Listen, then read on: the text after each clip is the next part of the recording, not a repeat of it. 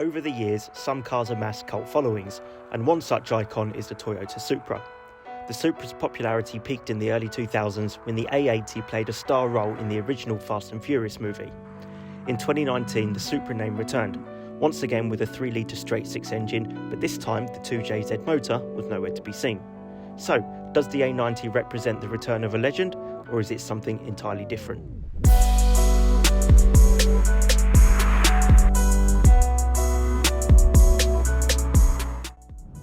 Hi everybody, and welcome back to Redline. And today we've got a really cool car on test. It is the Toyota GR Supra.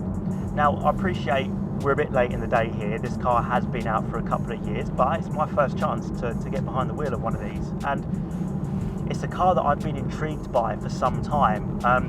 I'll be honest, I haven't gone down the spec sheet or the press release with a fine tooth comb because I know there's quite a lot of BMW underneath this car.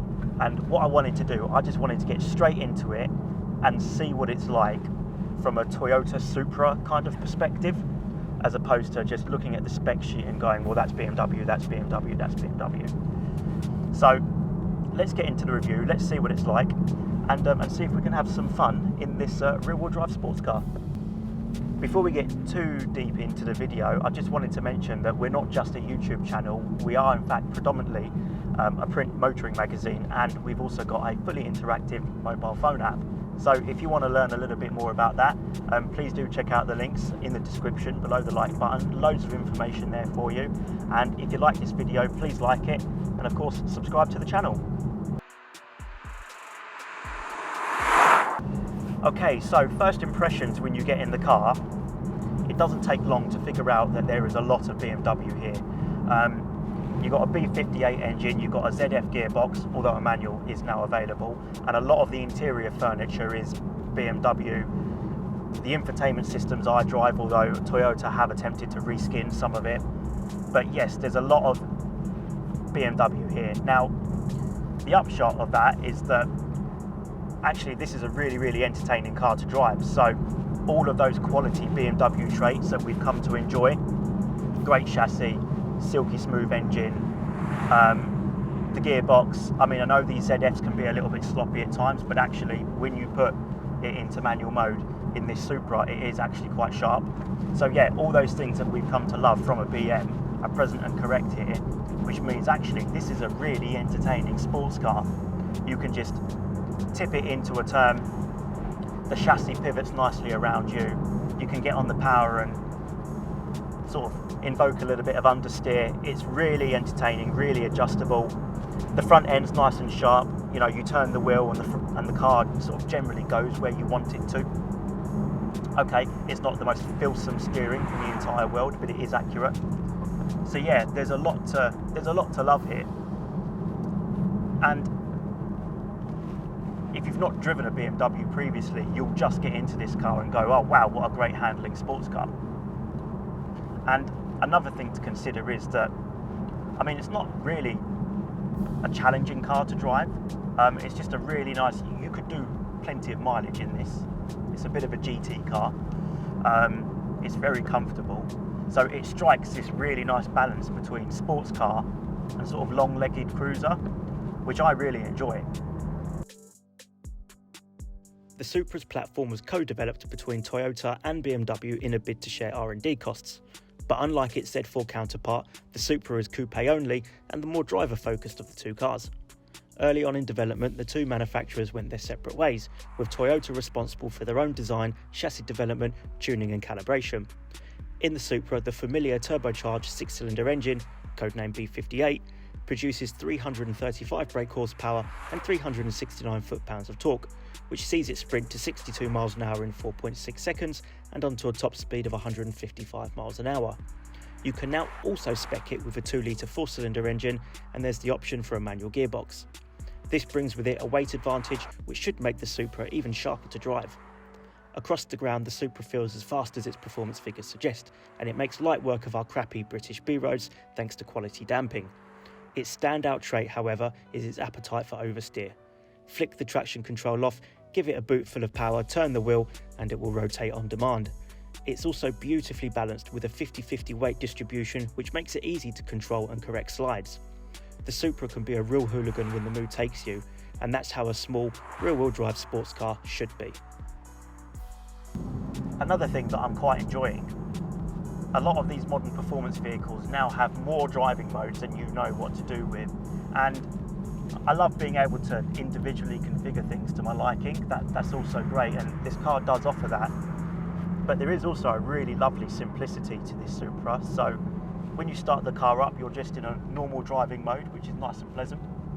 And then when you want to indulge in some, should we say, more spirited driving, there's a sport mode, and you press it and you get sport mode, and the whole car becomes a little bit more responsive, and that 6-cylinder engine suddenly becomes a little bit more vocal. But beyond that, there's nothing else really for you to go into. There is an individual mode, you can play around with the settings, but the point I'm making is that it's not overly complicated. You've got your normal mode, your sport mode, and that's it. And it just leaves you to get on with the job of driving.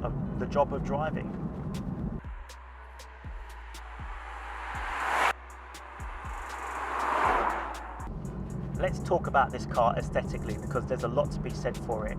I remember when the concept originally came out in 2014, very long time ago now, and I remember looking and going, well, that looks interesting, I wouldn't mind seeing that go into production. And you know what, this is a fantastic looking car. It turns quite a lot of heads, it gets a lot of attention, and it's also a really nice place to spend time as well. So again, there's a lot of BMW in here, but I suppose if you're going to take from any manufacturer, BMW is a really great one to take from, because everything just fits together really nicely, it works. There is some Toyota in here as well. There is some individuality, if you like, to this cabin. And yeah, it's just, you could spend a lot of time here, you could do a lot of miles in it. The seat's really comfy, the driving position's great. This carbon fibre here feels like really high quality, and just everything fits together really nicely. So yeah, big thumbs up in terms of the outside aesthetic of the car, and a big thumbs up in terms of it being a nice place to spend time.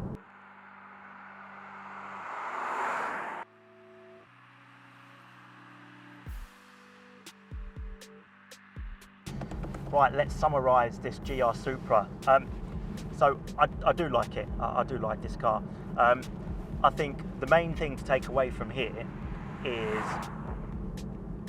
it's becoming more and more difficult for car manufacturers to justify making sports cars. It isn't like what it used to be, especially when the original Toyota Supra was out. Demand for these types of cars used to be very high, and in recent years we've seen that dwindle somewhat, especially now that people can have performance hatchbacks, performance SUVs, everything goes quickly now. And I think if you want something fast, there's plenty of options out there for you, and there's plenty of options where you can have the performance and you can have the practicality as well. So cars like this aren't as popular as they used to be, and manufacturers need to find ways. The engineers at Toyota had to justify a way of making this car to the board, and the justification was that, well, actually, if we can get a straight 6 engine from BMW and all the running gear, then actually people can have a Toyota Supra. And that is, like I said, the big takeaway from this car. I'm pleased that it exists. I'm thankful that we have another Toyota Supra. I think it's a marvellous thing to have. I think the motor industry is slightly better for it. And yeah, if you're out in the market for a sports car and you want one, then you should definitely get down to your local Toyota dealer and see if you can get your hands on one.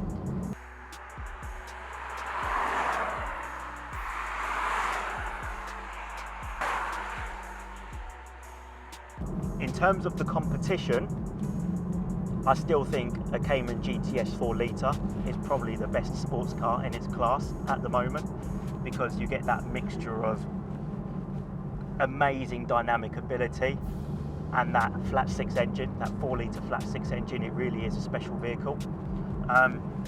But if you don't quite have the pennies for one of those, then I think as an all-round package, this is more comfortable than an Alpine A110. that's shall we say, a more hardcore sports car, and I would definitely have one of these over a BMW Z4. Let's be very clear about that.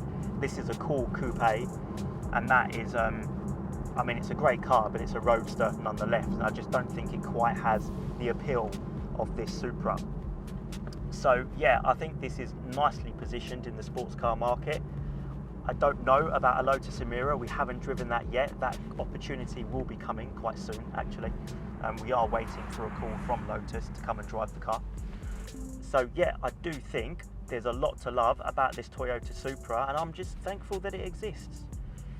So guys, thank you very much. Is that Siri? Siri has just interrupted us. But I'm not going to let Siri get in the way of this conclusion. Thank you very much for watching the video. If you liked it, please give it a like, and remember to subscribe to the channel. And I suppose we'll see you in the next one. Thanks for watching.